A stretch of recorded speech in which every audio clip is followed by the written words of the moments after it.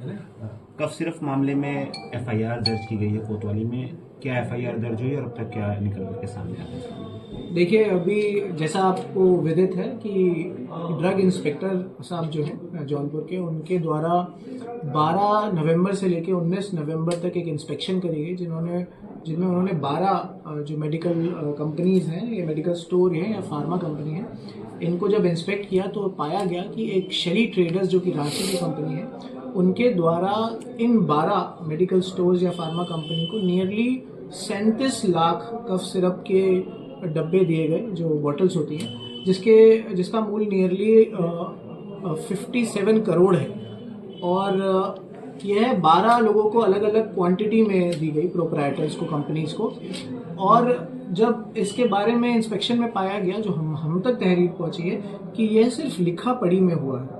तो यह शेली ट्रेडर्स द्वारा जौनपुर के मेडिकल स्टोर्स को सिर्फ लिखा पढ़ी में दिखाया गया, जबकि कोई खपत जौनपुर में जो कफ सिरप कोडीन युक्त फेंसिडिल है उसकी हुई नहीं है। इसको पूरा करने के लिए उन्होंने कूट रचित डॉक्यूमेंट्स बनाए और जौनपुर से ये कफ सिरप ऐसे ही लिखा पढ़ी में आगे 4 जनपदों में गई हैं, जो बनारस, गाजीपुर, आजमगढ़ और प्रतापगढ़ है। तो एक तरह से देखा जाए, जो पाया गया है तहरीर द्वारा कि शेली ट्रेडर्स रांची की जो कंपनी है, रांची, बिहार, वेस्ट बंगाल की तरफ ही इनकी खपत की गई है, और वो किस तरीके से करी गई वो जांच का विषय है। तो इसको लेके सुसंगत धाराओं में 353/25 कोतवाली थाने में एक मुकदमा पंजीकृत किया गया है, जो कि चीटिंग और फोर्जरी पे है और क्रिमिनल कॉन्स्पिरेसी पे है। जो कि ड्रग्स में कहा जा रहा है कि कोडीन की मात्रा थी, तो इसमें एनडीपीएस या नार्कोटिक्स जैसी चीजों देखिए, अभी जो हम तक पहुंचा है वह है, उसमें यही बताया गया कि यह कंपनियां जो हैं, ये 12 कंपनियां जो हैं, ये फोर्स्ड करके चीटिंग के माध्यम से जो खपत नहीं हुई उनको उन कोडीन को आगे बढ़ा रही थी। तो इसमें एनडीपीएस, क्योंकि यहाँ खपत नहीं हो रही तो अभी लग नहीं रहा, इसकी जब जांच करेंगे तो हम गहनता से एनडीपीएस एक्ट को भी जो सेक्शन अप्लाई हो सकते हैं उस पर भी ध्यान देंगे। शुभम जायसवाल और जो भोला प्रसाद हैं, उन पे मल्टीपल जगह पर एफआईआर हुई है। गाजियाबाद में भी हुई है, बनारस में भी हुई है, सोनभद्र और अब जौनपुर में। तो क्या गिरफ्तारी करेगी, चूंकि वो तो पुलिस के पकड़ से फरार चल रहा है, तो क्या अन्य लोग जो इसमें सम्मिलित हैं, क्या पुलिस उन पर कुछ कार्रवाई करेगी? देखिए, तहरीर में टोटल 14 लोग हैं, जिसमें 12 कंपनियों के प्रोप्राइटर जो कि जौनपुर के ही हैं, साथ में 2, एक तो शुभम जायसवाल और उनके पिता जिनका नाम भोला प्रसाद है, वो है। तो इन 14 लोगों पे ही जांच चलेगी, क्योंकि इसमें धारा 467 आईपीसी की, जो कि बीएनएस में धारा है, उसमें अरेस्ट की कार्रवाई है। तो 467 की पुष्टि होगी, वैसे ही हम अरेस्ट करने जाएंगे और सभी लोगों को अरेस्ट किया। ये जो सीएप आया था, क्या इन्हीं के डॉक्यूमेंट पे सब आया था जो बाहर से आया था? देखिए, ये पूरा एक नेक्सस चल रहा था।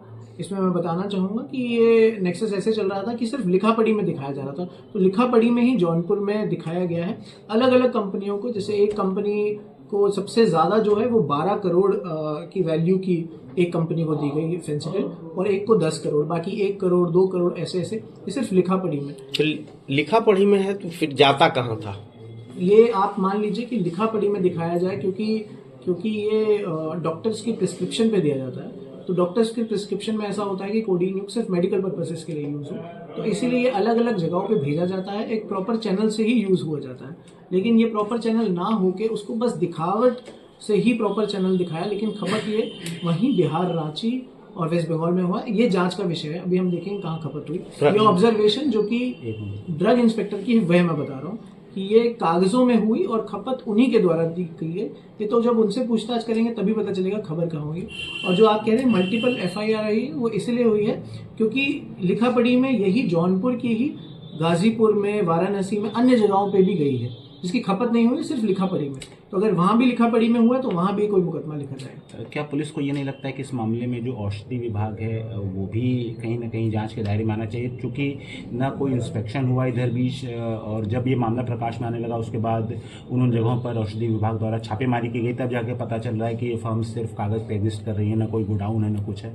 लाइसेंस कैसे मिला? उनको लाइसेंस कैसे दिया, ये विभागीय मामला है। लेकिन इतना बड़ा चूंकि ये ड्रग से जुड़ा हुआ मामला है, तो क्या आपको नहीं लगता है इसमें इन्वॉल्वमेंट जो है वो औषधि विभाग की भी है? देखिए, ये सभी जांच का विषय। हमारे पास जो तहरीर आई है, मैं बस तहरीर की बातें आपको, जैसे ही तहरीर जब एफआईआर में दर्ज होती है, तभी एक इन्वेस्टिगेटिंग ऑफिसर है जो हर एक बिंदु की जांच करेगा।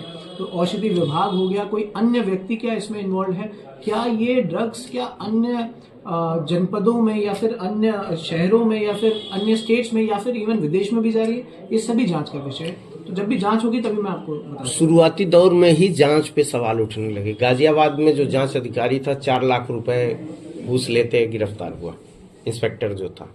क्या यहाँ उस पे नजर रखी जाएगी? इस पे मैं कुछ कमेंट नहीं कर सकता। वहाँ के हमारे पास तो स्वयं ड्रग इंस्पेक्टर द्वारा ही ये ऑब्जर्वेशन दिखाई गई है। उनके द्वारा तहरीर में एक एक करके हर बिंदु पे बताया गया कि 12 कंपनियां क्या है, कितनी खपत दिखाई गई है और कितना मूल्य है उसका।